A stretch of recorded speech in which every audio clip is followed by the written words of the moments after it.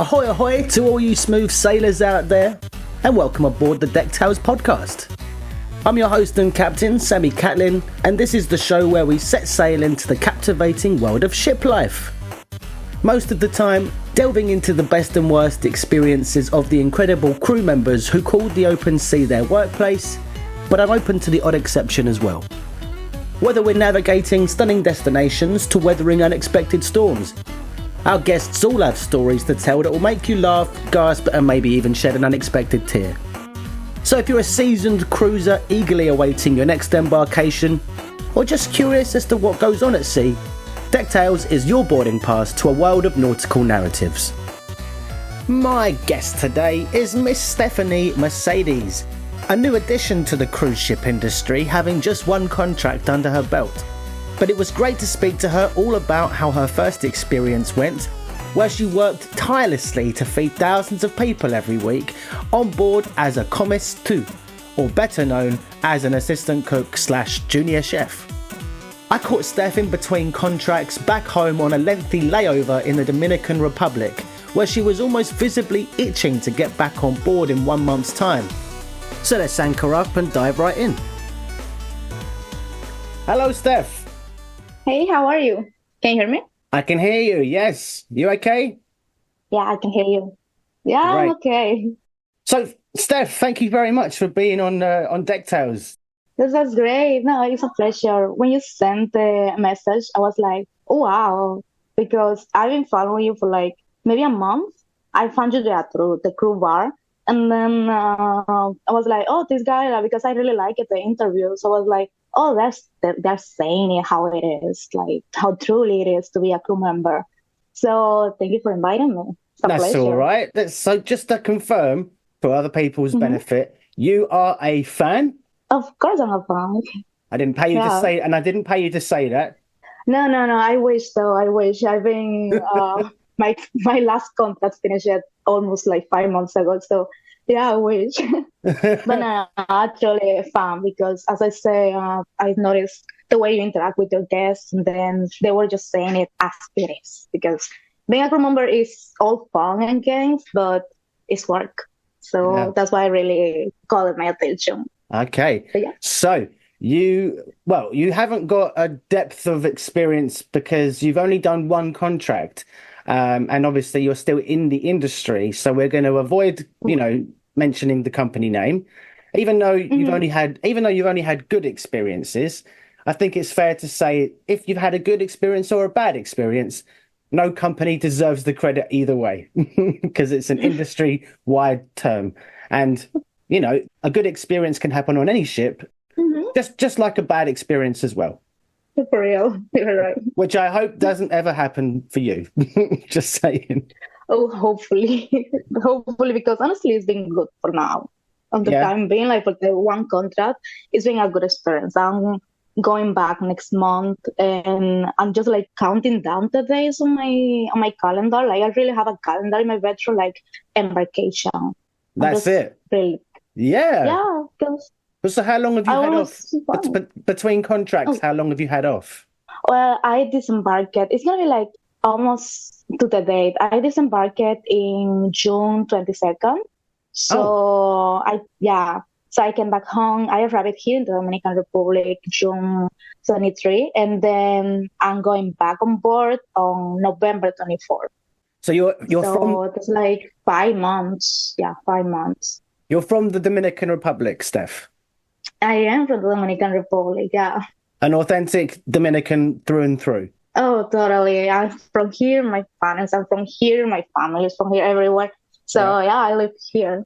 And so, obviously, you're a chef on board. Yeah. And are you specializing in a typical Dominican cuisine, or are you like doing different international dishes all the time? Well, I'm doing international dish all around. I was working in what we call the main galley, which is for the restaurants of the ship. And then I went to the buffet. I was there, but it was mostly international food. We follow a menu for each cruise.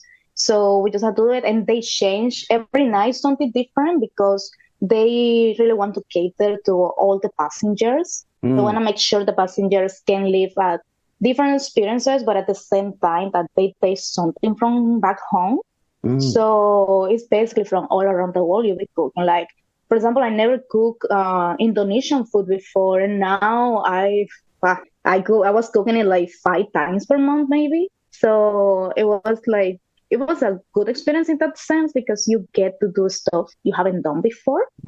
But yeah, on board is all about the internationality. So they keep it changing from time to time. Now seafood, like you could prepare 50 pounds of, let's say, shrimp, and it will be gone in like 30 minutes. But then in Europe, you don't see that. So it changes. But then also the company keeps that in mind. So they like to prepare you for that. And we usually have meetings before every service, or also in the mornings, and that's why you usually hear.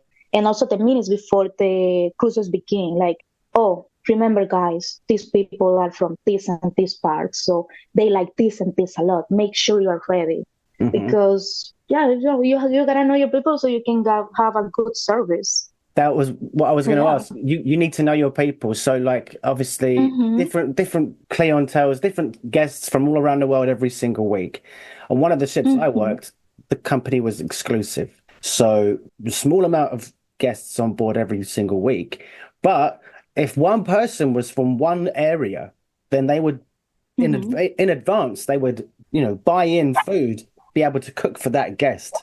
Specifically cater to their demographic or whatever, even if it was just one person. Is that something that you've encountered as well? Yeah, because we want to, something that happens in not just in cruise ships, but just the whole hospitality industry, is you want to make sure every guest feels like they are the most precious thing for us. It's fun when you say that, but when you're catering to thousands of people on a nightly basis, and one person is from, I don't even have all the countries in the world just came into my head at once, and I just drew a blank. Let's say one person is from Austria, and then you've got to go and get some like Austrian culinary experience all of a sudden. I mean, does it work like that, or would you just go, they're just one person, never mind about them? Usually what they try to do is make like little categories. For example, I remember when we're in the Caribbean, we used to get some passengers from India, and that's not usual, to be totally honest. You will have for example, the restaurant used to seat 800 passengers per sitting, and it was 3 sittings per day. So that means 800 passengers per seating or sitting, and 3 sittings. Yeah, and you've got 3 sittings and 3 every day. Yeah, every night for dinner, and 1 sitting for lunch. So it's like 4 sittings. So that's quick math. That's 2,400 a night. No, yeah, something like that. And then something else, like that's in just one restaurant, because in the ship I was in the main galley. But like, for example, there were the main galley was divided in 2 decks. So deck 5, deck 6. And you had the restaurant in deck 5 and then the restaurant in deck 6. But it was for example, I was in the... Sorry. Boy, I don't know, maybe for like 4,000 people every night, 4,500. The whole ship, that's how many guests? No, that's usually what we used to get in the main restaurants. Then you have some that go to the buffets, and then you have the people that go to the buffets, specialty restaurants. Yeah. So it's like, because the ship could take 5,300 people. Oh, okay. Yeah, 5,300 people. But none of them are self-catering, though. No. We make food in bulk, totally in bulk. Like my station had 2 shifts. My station had the evening shift and then the day shift. And if it wasn't like that, we would be dying. Like, no way we could do all the food. But like, for example, going back to what you were asking me, when we had these passengers that are like from a specific place, we do try to accommodate them. I could always see the maitre d' and the supervisors from the restaurant trying to find a way if they have something special. There are people from some countries, people that follow certain religions, so they cannot eat some stuff. So what they used to do to have control of all of this, what they do is they basically tell in advance to the passenger, like, for example, when they are signing up and everything on embarkation, They tell them if you have any food restriction, you gotta tell us so we can accommodate for you. So, for example, if you have someone, let's say from India, and he doesn't eat beef, then you will have that. Oh well, our special for today's dinner, our main course is beef. So they will be like, oh, well, they will show them like, oh, well, we have this and this and this other offer. But if the passenger is like, I don't like that, then they can ask for modifications. They can ask for maybe another dish to be prepared. But you have to ask this thing in advance. Of like, course. It's not like, yeah, like it's, for example, you're sitting for dinner is at 7:30, sorry. You cannot come in at like 6, like, oh, yeah, I don't like the main dish. So can I have something else? What accent are you attempting right now? I don't know. That was just my accent of mocking people. And yeah, people will go like, yeah, can I have something else? And it's like, I'm like, as a chef, I would love to accommodate everyone, but it's not just you. I have like 60 more people or 100 more people asking like, I don't like this.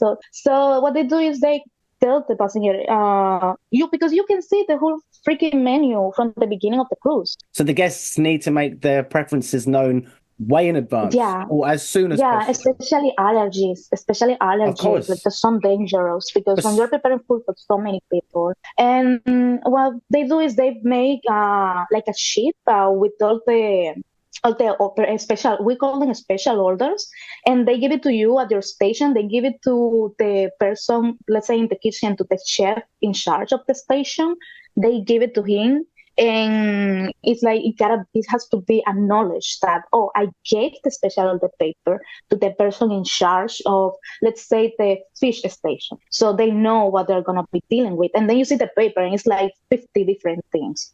And for example, in my station, the chef will assign someone and be like, you're in charge of the special orders. So everyone knows that even though you are doing in the service, working with everyone, at one point, you're going to have to step out for like 5 minutes to make sure these orders are ready and they are given out to the correct person. Because it's all by supervisor in the restaurant. So let's say you're supervisor of area A, let's say. Then these are your orders. So I'm like, okay, so Sam, this is yours, yeah? Which one do you want? Oh, I want this order. So I'll be like, oh yeah, I have it here for you. I'll give it to you. So everything is in order and we don't have problem with like, possibly killing someone for an allergy. Oh yeah. Or offending someone. Well, you want to avoid that as much as possible, really, don't you? Yeah, we want that. Like, it could be a little bit of a bummer. And I'm assuming it hasn't happened yet. Otherwise, you wouldn't be going back on another ship. No, it hasn't happened yet. It's true. It thankfully hasn't happened yet. Let's not tempt fate.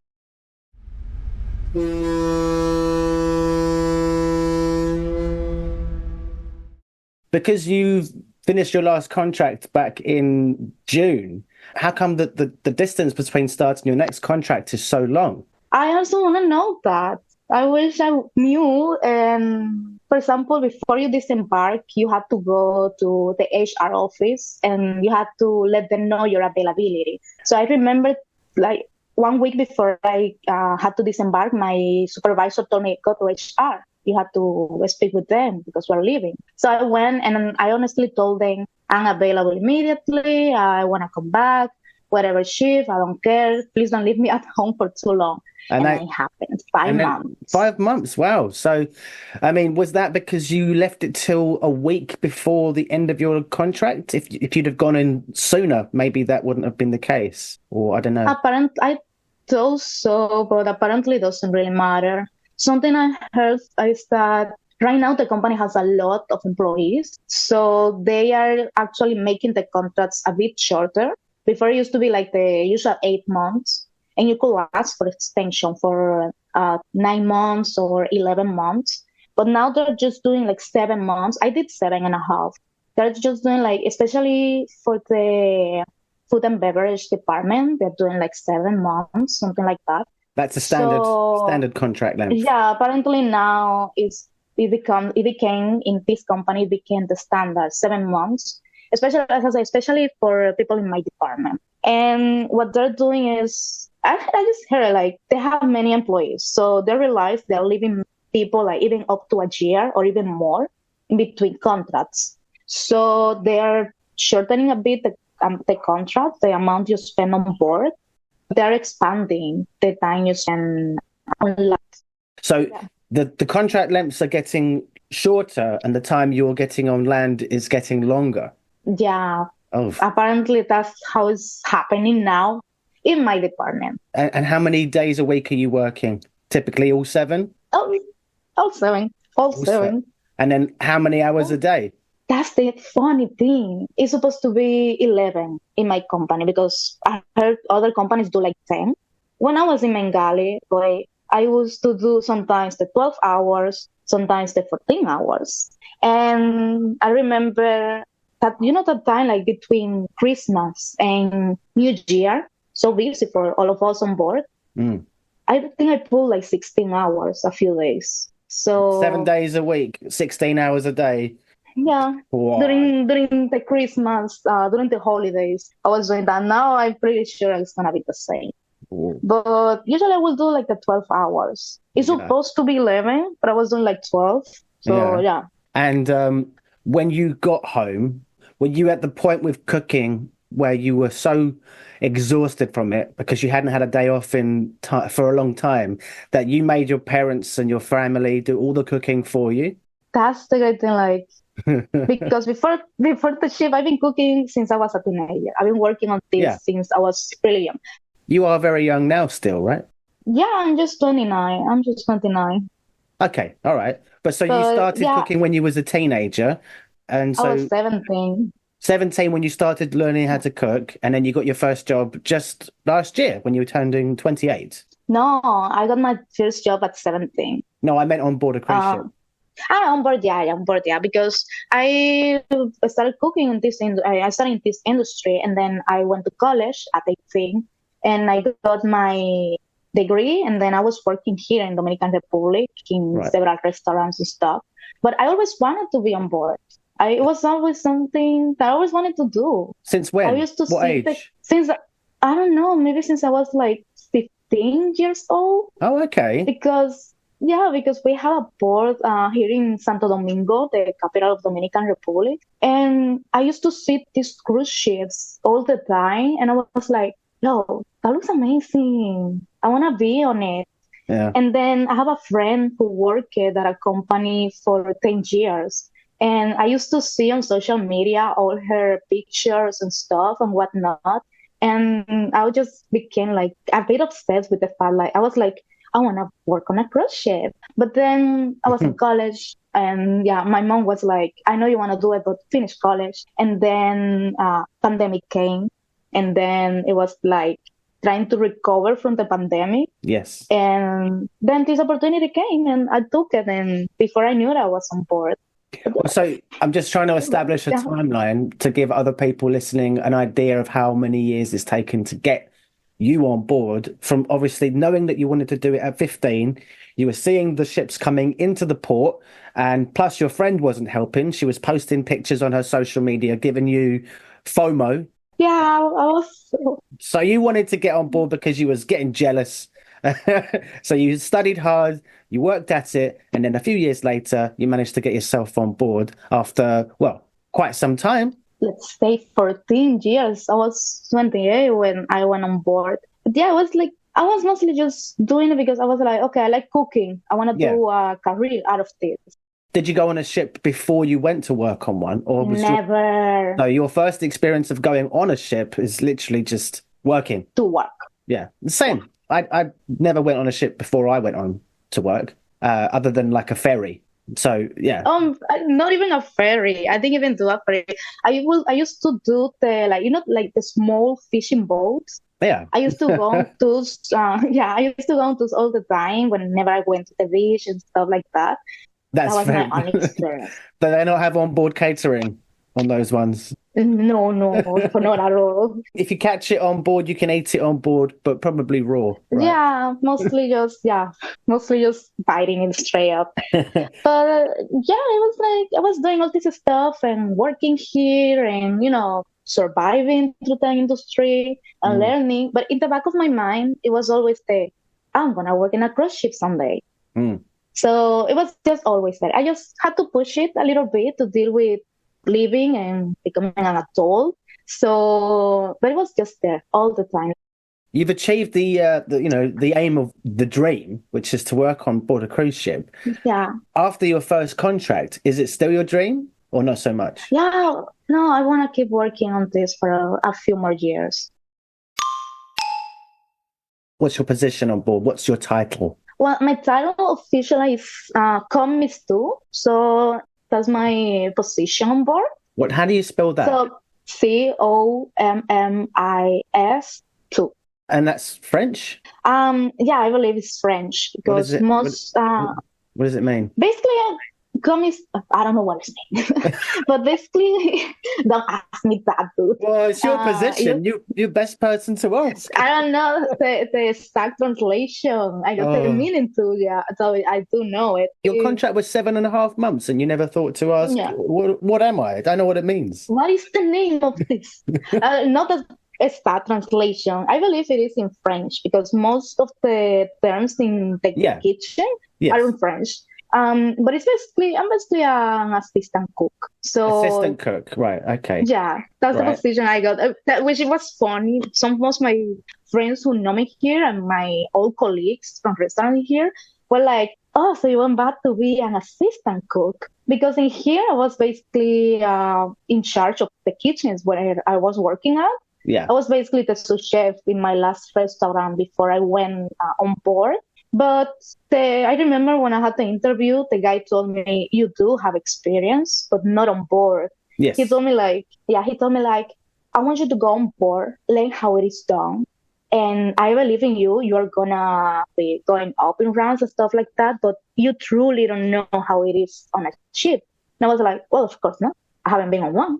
So I did took the position, and then I went on to work, and I kid you not, never did I ever did any work like of a commis, of an assistant cook. I went there to the restaurant. They took me to our station, and they told me, "You see that lady?" I saw a lady, and she was doing the salads, but not just salads. My girl had like maybe 600 plates of salad, and she was working through all of that. And then that chef told me, "You are her replacement." I was like, "What?" So, "You are her replacement.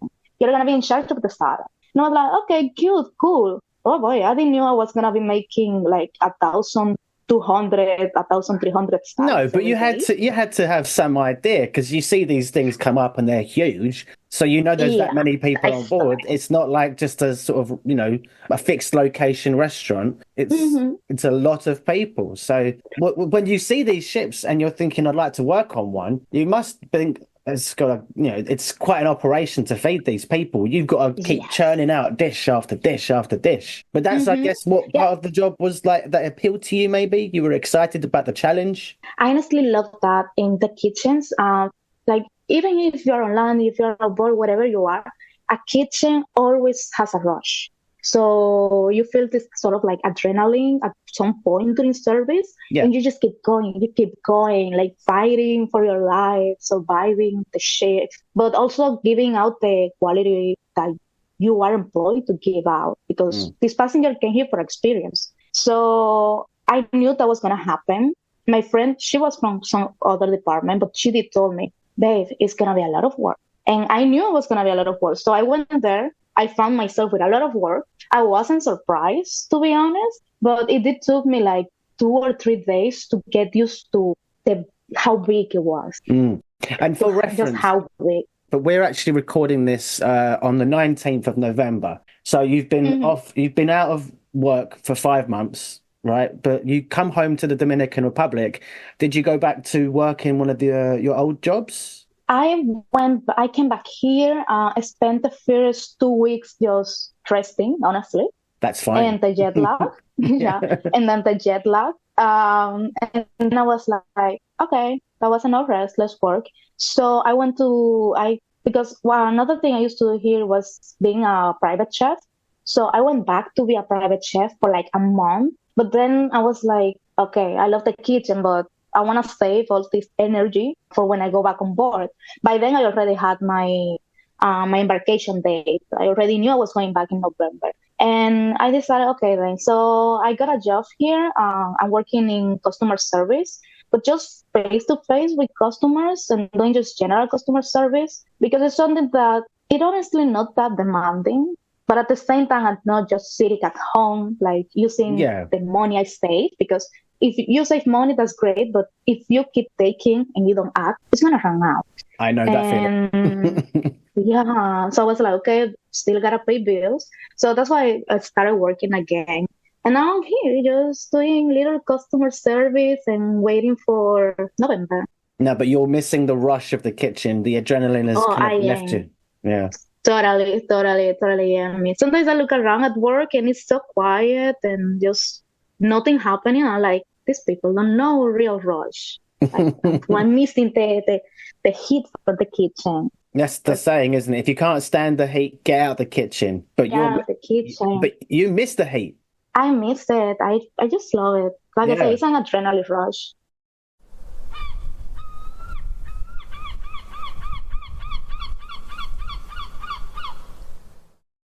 And I have to ask, before I forget, do you know what is your least and your most favorite cuisine? To be honest, my least favorite cuisine is French cuisine. I honestly find it a bit boring. Like, we get the techniques from them, but thank you, but cool. That's your least favorite, is French cuisine? My least favorite, French cuisine, as I say, is a bit boring. Okay, wow. And then... and then for favorite, I have two. It's like Caribbean food because I am from here. It's like my roots, my culture. Of course, you're biased. If you can't choose Caribbean, because obviously you're going to say your favorite national dish, right? The one that you're nearest to your whole life. Choose another one. That's just one of them. Like the other one that I also like a lot is Mediterranean food. Mostly the food is from Spain and from Italy. I just love them. Because I feel it's food that is not complicated. It's easy, but it's so tasty. How do you feel about English food? English food? I haven't tasted much English food, to be honest. No? I haven't really tasted much. No. Well, no. People love to trash us on social media and say that we have terrible food. But then they come over here and they're like, oh, actually, they do some good stuff. And they think of us as this beige palette, no spice, nothing. But sometimes you need a bit of beige. Sometimes you need a bit of bland. Yeah, it's true. To appreciate the spice, you got to have the bland. That is true. No, think of us as a palate cleanser. No, but you're right. You sometimes need something that is not so full of spice and stuff because it helps you to appreciate them afterwards. I agree. But... And I like spice. I can handle spice quite well for a white person. But just no need for it every day. No need. No, it's no. No, every day could be harmful, honestly. But I don't really have much of a thing because I haven't tasted that much. Like most I know, and okay, it sounds like so stereotypically, but like with the fish and chip, because I have a friend who's embarking in 2 weeks in Southampton in England. My boy is excited. He already knows where he's gonna go and eat it. I'm like, you're still here. You're still here, but you already know 5 places you're gonna go and eat fish and chips. And then he pulled out almost like a PowerPoint presentation. He was like, and these are the beers I'm drinking. I was like, dude. And then he told me, and then this tea also. And I was like, I love it. Yeah, but it's good to have a passion and a plan for trying new food. I'm more the kind of person that if I pass somewhere that I think looks nice, I'll give it a try rather than make a plan. And then, because invariably, whenever I make a plan, I get there. And it doesn't go. No, exactly. I get there and it's closed. And so I'm like, oh, what was the point of making a plan? Brilliant. Or, they didn't get the stock in and they couldn't make the dish that I wanted. Something always goes wrong. So the plan is don't make a plan and then it can't not go to it. So then it's... Then just let it flow. Exactly. So I feel just like about the flow. I feel the same with food. I like to, and especially I learned this because my time in port, I could go out on every port, but my time was a bit reduced. So it was like sometimes 2 hours, sometimes 4 hours. And what I used to do would be like, okay, I want to eat. So I will just walk around and then I would see, like you say, I would see a place, look at good. I would be like, okay, let's go in. And I did that with all the places in Caribbean.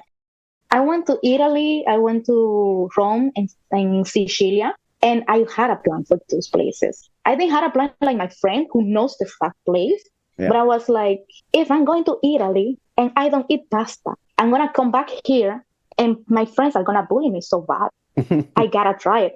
So I had that in my mind. There are many types of pasta. If you didn't try them all, would they care? You got to try a specific type or just at least one pasta dish? I remember, well, for the pasta, my best friend, she's Italian. And she knew I was going there because I was speaking about it all the time. And she told me, you have to go there and you have to eat cacio pepe. Cacio pepe is what's that one? It's the cheese and then pepper. And then you basically make it with the same water you boil the pasta in. So that's what's going to make them, that emulsion is what's going to make you the sauce. It's a pretty simple dish, but because it's so simple, you can notice when someone prepared it correctly. So she was like, you gotta eat that. And then she also told me for the carbonara, like, if you don't eat the stew, I will not count it as you eating in Italy. And so have like, you, okay.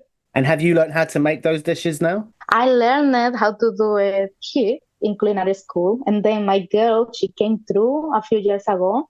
And she was like, let me show you. Because it's, because, no, and also like, she's the kind of person, like, if you're at her house and she's making, let's say, a carbonara, she will call you. You're watching a movie, I don't care. She will call you. Come here and look at this. This is a real carbonara. Yeah. Do you see cream in this? No. And fun fact. Yeah. Does it come down to personal preference or is she like, no, this is how we have it. This is the real way? No. She's like, this is the way. Okay. This is the way. This is the way. And fun fact with the carbonara, when I had my interview, the person who gave me the interview, he was Italian. And that was one of the questions. He was like, how do you make a carbonara? And I was like, in my mind, I was envisioning my friend, like, yo, my girl, this is your moment. You're training me for this. Yeah, when I finished the interview, I called her like, you will never guess what happened. Yo, man, guess what they asked me? So she, in a sense, she got you the job because she got you the job. I told her, I told her, like, it's all because of you. It's all because of you and your obsession with carbonara. It's a good. But yeah, so I've actually got, and you're going to be upset about this. I've got a microwave carbonara in the fridge, ready meal. Yeah, no green bits. No, it's all about you eat it. It's all about taste and stuff. I do have it right here. Spaghetti carbonara with Beechwood smoked bacon, by the way, and I paid full price. It wasn't a reduction. That's the fancy one, eh? Humble brag. That's the fancy. Yeah.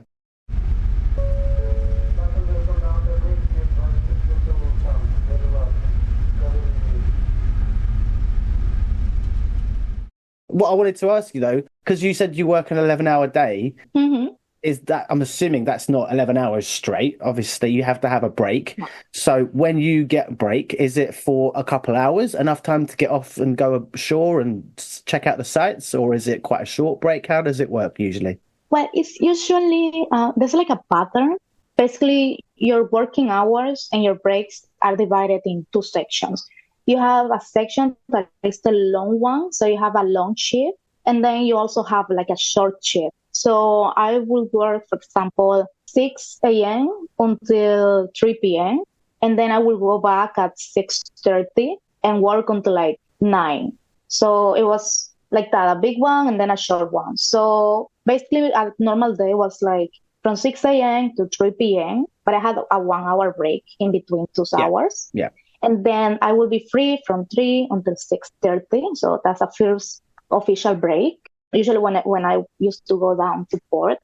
And then I had the shorter one until 9 p.m. And then I was free until 6 a.m. the next day. So that was the usual schedule. I got an injury once. I sprained my wrist because we were doing crossing from Florida to San Martin in the Caribbean. And I used to take these, they're like trolleys where you can put plates, like 60 something plates. And we will take them from deck 5 to deck 6. So we could put food in both restaurants. And I remember once I was doing it, I was taking salads. The ship was like, wing, wing, wing, wing. So we were working for you to walk, you had to grab onto something. So I was in there taking this thing. It's like 60 pounds heavy. And at one point, the ship did all the way to one side. I went with it, but then the trolley went the opposite way. So I had to pull it because I didn't want it to hit the wall because I didn't really want an accident to happen. And then two, for the plates to break. At the end of the day, all the plates broke. And then I sprained my wrist. What did I have to do? Keep working. No. So yeah, I worked it with my hand was fully bandaged for like 2 weeks. I had to go every day to the medical so they would change the bandage because I was in the kitchen and I didn't really wanted to go for the medical off, even though the doctor told me straight out, like, you need to take at least 12 hours because it had a lot of inflammation. But I was like, it's Christmas. We are dying over there.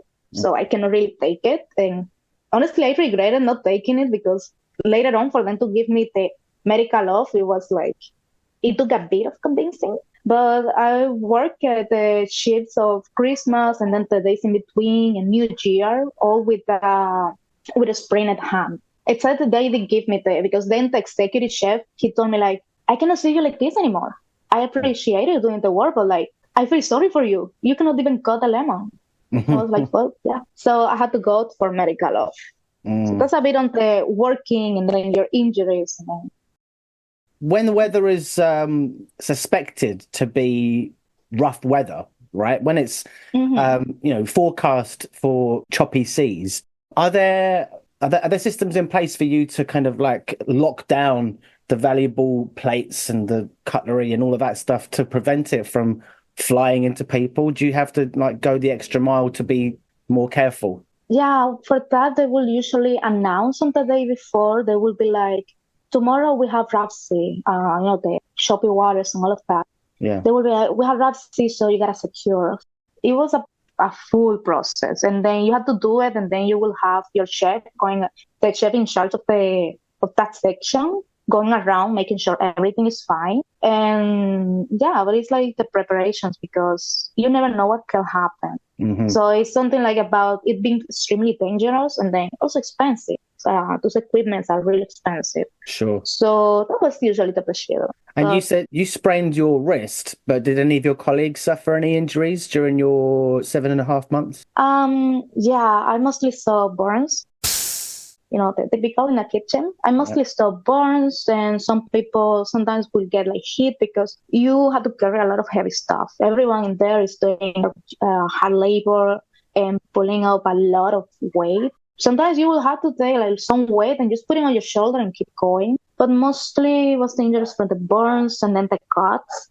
I did hear that someone basically took off like all this section from his finger because they were using a slicer. So he took off his whole index finger. Not like the finger as per se, not the full finger, but like all this section, not bone, but a slice, a lot of weight. A slice of the finger, right? Okay. Yeah, a slice of the finger, which is your biggest fear. Even if you're using a small slicer or a big one, that's your biggest fear. Yeah. And I heard this guy, he got that injury. I remember hearing the mic echo, and we were like, well, why is there a mic echo? And then a few minutes afterwards, I saw through the group chat, oh, you guys, this and this happened.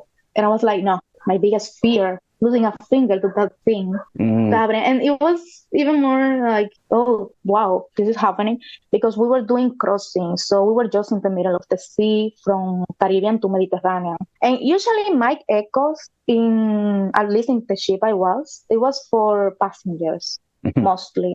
I think that was the one time I heard of a crew member. And we were like, what's going on? We're in the middle of the sea, no place around. So that happened. But then I saw the dude, they told me, I saw him like almost a week afterwards. He was working and he told me like, yeah, I was scared, but I'm okay. He was so casual about it. That's a relief. Well, he didn't take off his finger. Skin grows back. If you cut off a finger, then it's like, okay. Yeah. It's a lot of recovery time to get it sewn back on and then heal properly, right? Yeah, it's a lot of time. But that was mostly injuries. It wasn't like nothing too humongous.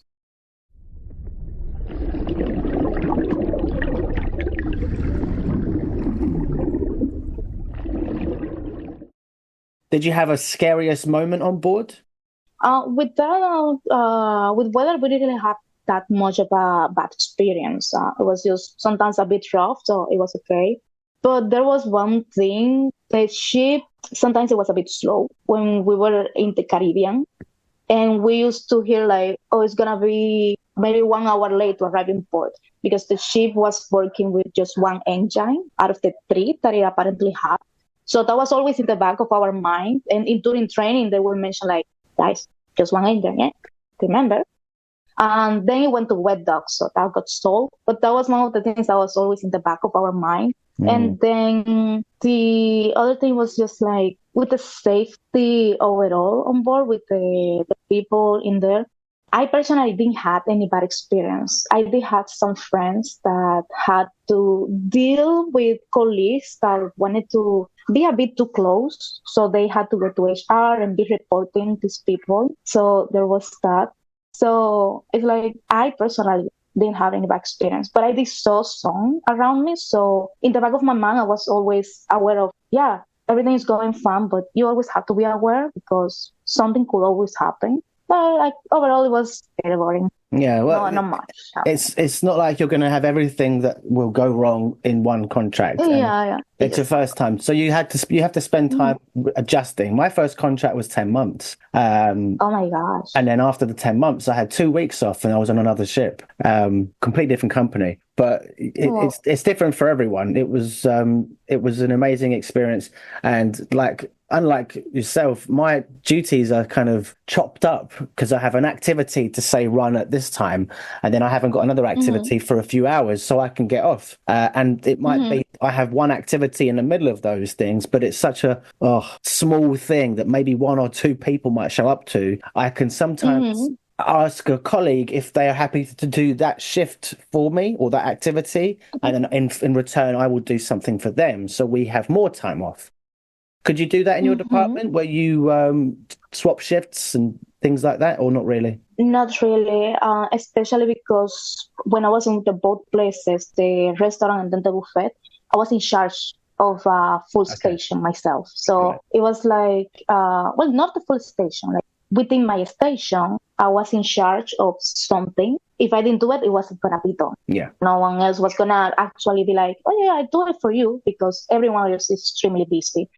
We did used to do, sometimes we will request lunch off because we want to go out in port, stuff like that. And it will be like, you had to coordinate with your colleagues. Like, be like, first speak with your supervisor, like, oh, I want for this port, I want lunch off. So you have to coordinate with them, and then they had to agree. Because it's basically you telling them, I know you're busy, but I need you to be busier so I can go out. Yeah. So it took a lot of coordination from that. And then also a little bit more of your part, because before you could take 1 hour off, you cannot take it now because you had to do more prep to get everything basically ready, or at least 95% ready. So it was mostly like do a lot of work in advance, and then you can actually do, like, as you say, like take off and maybe request a bit more of time off for you to go. Like, for example, I remember a week before I disembarked, we used to be every Sunday in Civitavecchia. So I wanted to go to Rome. Of course. And they had like they had the excursion for us, for the crew members. It was extremely cheap, to be honest. And they will take you right there to the middle of Rome. And then you are off by yourself for like 7 hours. So I wanted to do that. I asked my sous chef. He told me, I have no problem, but you have to speak with your colleague in my station because she's going to have to shoulder all the work. So I spoke with her, and she said, I have no problem. Of course, go enjoy it. We are almost going home. So what I had to do in order for that to actually happen was, like I say, we used to be there at 6 a.m. And I got there at like 5 a.m. to make more preparations for lunch. Because breakfast was already all prepped, but then for lunch. So I did that. And then the night before, I left 1 hour after her to also do more preparation. Mm-hmm. And then I remember I was there and I left like at 8 a.m. because I had to be at 8:30 at the meeting point for the bus to go to Rome. And then I came back at 6. and she was already on break. So I went straight there to do the shift, and then she was not going to be there for the 2.5 hours we usually did in the evening. So it was basically, I pretty thankful to her because she had to basically be alone the full day, but I had to pull out extra hours on top of my usual extra hours to be able to go. Yeah. That was a bit of the condition my chef put on me. Like, you can go, I have no problem, but you have to do this and this so you can actually go, because her by herself, she's going to die during service. So it was like that.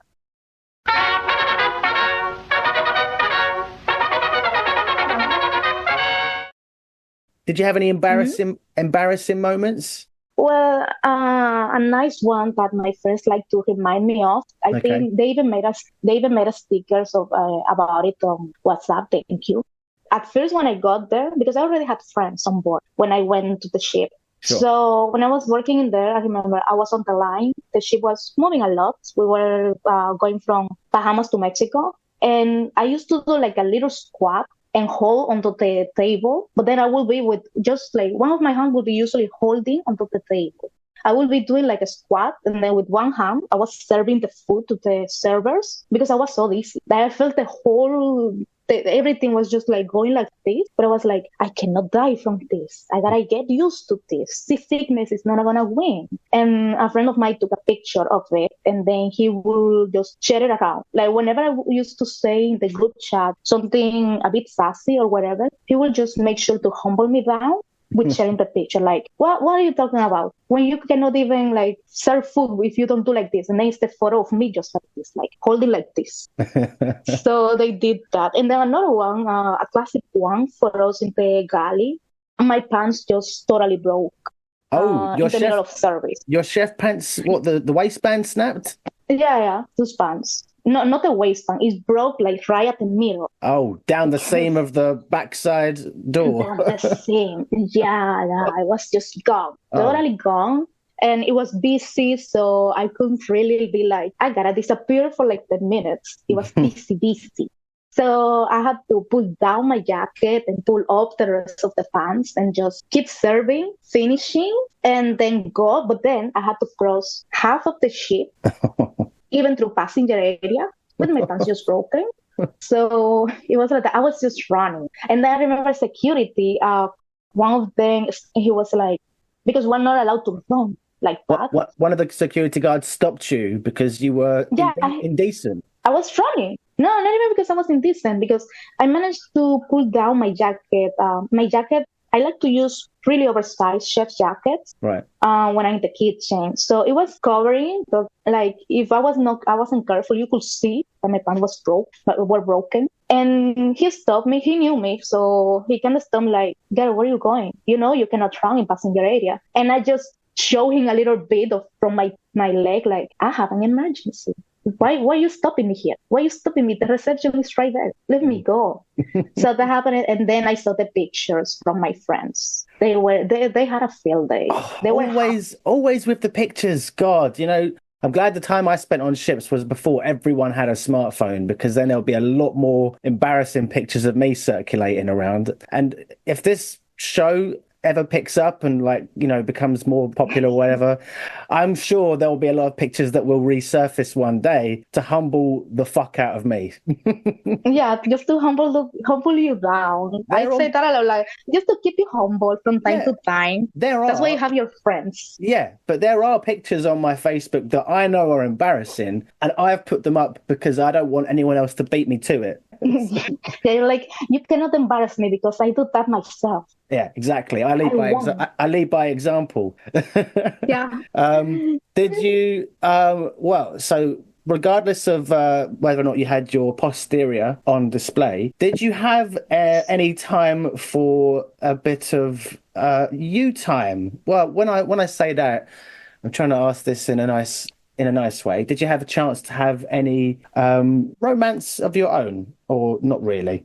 Well, yeah, like you make your time for that. And yeah, I did. I spent a few months of my contract with someone, and it worked mostly because he was also from Gali. So we used to have similar schedules because when I was in main galley, we could meet all the time during the evening. Even though he finished early, I finished late. And then I was sent to the buffet where he was at. So we had the same schedule. And we will see each other every day at work and then off work. So, so before we knew it, there was a few months, and then he disembarked. Well, so that was quite an intense relationship in the sense that you're working together, you're off together, you can't escape each other. Yeah, I was kind of not escaping each other. Also, in the buffet, he was in hot galley and I was in the pantry. So we were at opposite sides of the galley. Right. And sometimes I would go like 5 hours, 6 hours without seeing him or any other of the team from that section. I would just be seeing like servers all the time. So even though we work together, it's not like we were always together during work. Sure. Like we spend more time apart than together. Oh, okay. But when he got disembarked, or that was the end of his contract, I assume? Yeah, he finished his contract. And as soon as that happened, was the relationship terminated or had it already fizzled out before then? We spoke about it because we knew he was leaving way before me. He left in April, I left in June. And he was going to embark again in June. So we spoke like, oh, well, yeah, we're together now. It's nice. He'll actually help you a lot, like being with someone, because most of the time we will just spend time together, like speaking and just spending time. That helps you to relax a little bit. Yeah. And then it was like, okay, until then. For right now, we still speak from time to time, but it's mostly like this is a good friend that I have that I can speak with. Like sometimes he contacts me like just to be like, oh, this and this happened. I hated it. And I will be like, keep going, keep pushing through. You're doing right. But there's no plans to try and get a contract where you're working on the same ship together in the future. It was a relationship with a time limit on it. Yeah, basically. Yeah. Right now it's like if we ever end up together another ship, it will be because it happened. Not because we say, let's ask for this ship. Yeah. Mostly just because it happened.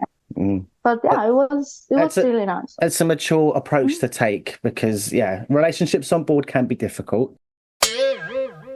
Were there any deaths on board that you were aware of? There was one time when we were doing crossing from Bahamas to San Martin. It was supposed to be just 3 days of navigation. And then at one point, we felt when the ship stopped, like on the first day, because we left port at like 5, and then at like around 9 or 10, we felt the ship it stopped, and then we felt a lot of movement. And someone from the house told me we are going back to Bahamas, and I was like, okay, then why is this happening? And afterwards, I learned apparently a passenger was having like a seizure, from epileptic seizure. Okay. And the ship had to go back and get as close as possible to Bahamas because an helicopter was coming to pick him up.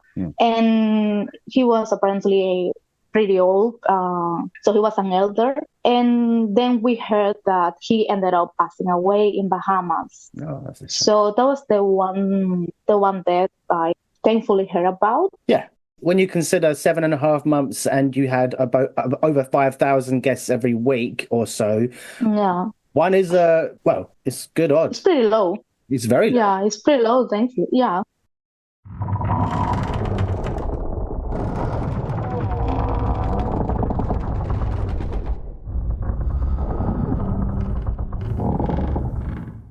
What did you learn from your time at sea that you wouldn't have learned if you'd have been on land? I learned time management. I learned a lot of time management when it comes to my personal life. Yeah. Because I always had good time management when it comes to work. But I'm usually that if you want her to be there at 5, you tell her it's at 4 because she's going to be there at like 5:30. So I will be late or take too long to get ready or to stop, just get distracted. But in here, it's like your free time. It's the time you have to go to port, to do stuff around the ship, to clean laundry, sleep. So I had to learn good time management to be able to do all of those things and actually enjoy not being working. So that was a good lesson. But since you've come back and you've been working in a customer service role, the need for time management is a lot less. You don't have as demanding a schedule. You've got way more time and energy to do the things you want to do. Yeah, I do. And now I have more time. Like I can actually take a shower that is not just like 10 minutes. I can spend 1 hour in the shower if I want, just running water or whatever. But I still have it like in my mind. Like if I need to get ready fast, if I need to do something, I do it quick. And my friends don't like, oh, you're on time now, eh? Because as I say, I was always late, and now they're surprised. They're like, that's a good thing. Eh? So the ships have helped you to get so your friends are on your case before you worked on the ship because you were always late, and now they're thankful for your experience because you keep time better. Yeah, now I'm not so late anymore. Oh, that's good. So that Are there any other stories that jump out at you? Or do you have anything you want to promote? Not right now. I'm gonna be soon opening like an Instagram with a friend that is embarking on another ship. Okay. Because we want to share the experience of working on this. Like it's my second contract, first contract for him, but we're both from here, so that's coming, but not yet. A story, for example, not a story, but like a little experience that was a point that made me realize, oh wow, this is really good. This is real. Before we went to Europe, because the crossing was going to be 2 weeks long and with no passengers, they were disembarking the little passengers we had, and then a lot of the crew was going, like 70% of the crew disembarked in San Martin, and many of my friends were disembarking. So they did a big farewell party for the cruise. And you will see people in there that usually you don't see in Paris because of their schedule. And I remember because Dominicans, we do this little thing where wherever we are, we just make a party out of it. There's a saying that you only need 3 Dominicans to have a party. And in there, you had like 50 Dominicans. So people knew about us, like in the parties, they would look for us like, oh, the Dominicans, yeah. They have the good vibes. Yeah, those are they dance a lot. They move a lot. So they were playing a little game of dominoes. I don't know if you know this one. So they were playing. Someone brought from home some dominoes, and they had a makeshift like table, and they were playing. I remember I went there, and I was with my friends and with my partner at the time. We're just one there. The DJ made a special call, and then they said like, shout out to the Dominicans, they always bring it. And then I was seeing my friends, they were playing, and the sunset and the vibes. And I remember feeling like, this is such a nice experience. Like, this place is a lot of work. I work so much, but I really enjoyed this thing. I really want to keep doing this. And I remember at that moment specifically. Yeah. It's those moments that make you realize or make you grateful that you persevered and that you are enjoying the benefits of certain aspects of the contract. Yeah, it is. Yeah. But yeah, I believe it's that, and just like the fact that in general I was able to see so many places. Like I always wanted to go to Rome, boy, and I went there. Other than Rome, what were the top places you went to? Sicilia has a special place in my heart. Ibiza was so great. Like, boy, I want to go back so back.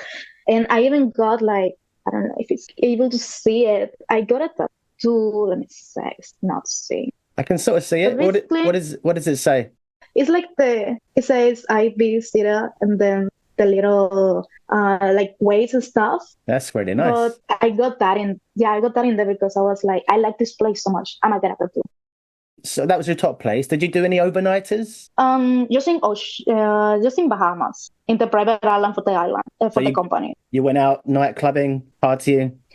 I went to the party that they do at the beach for the clients. We can actually sneak in. Oh, so only that one, yeah. Okay. But usually we left like in the evening for every port. Yeah, that's standard practice because that's how they make their money, by having the guests on board. Exactly. Steff, we've got literally a minute and a half left. How long till you go on your next ship?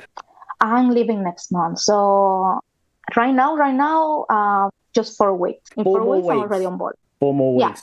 Yeah. Right. Well, listen, thank you again for being a guest on the show. I really, really hope that your next contract is a flawless experience with regards to happiness and schedules and timing and visits of places. Weather-wise, I hope it's always calm and there's no pulling £60 worth of crockery around, all of that stuff. But you've got one contract under your belt now, so you'll go back and you'll be like, yeah, I know what I'm doing. I know what to expect. You haven't got, you didn't have any seasickness, did you? I did for like 3 days. My first 3 days, I didn't sleep at all. Oh, well, now you know what you have to expect. But I've got to say goodbye before we get cut off. So thanks very much. Yeah. Thank you so much for this. It was a pleasure speaking with you. Lovely. Okay, my dear. Take care of yourself and tell your family they can turn on the salsa music again now. Got it, then. Thank you. All right. Bye-bye. Bye-bye, my dear. All the best. Thanks. Bye-bye. Bye-bye. So there you have it. That wraps it up for this episode of DeckTales. I hope you enjoyed it. If you've been entertained by the tales of laughter, camaraderie and the occasional stormy sea, then don't forget to subscribe, rate and leave a review. Your feedback helps us to navigate the podcasting waters and continue bringing you these fascinating stories. Before I sign off, if you'd like to share your own stories for future episodes, then I'd love to hear from you. Simply get in touch over the socials, because after all, the best stories often come from our listeners. As we navigate through the waters of life, remember to enjoy the journey as much as the destination, as well as those you choose to share the adventure with. I've been your captain, Sammy Catlin. Until next time, fair winds, smooth sailing, and may your adventures be as unforgettable as those shared here on DeckTales. Bon voyage.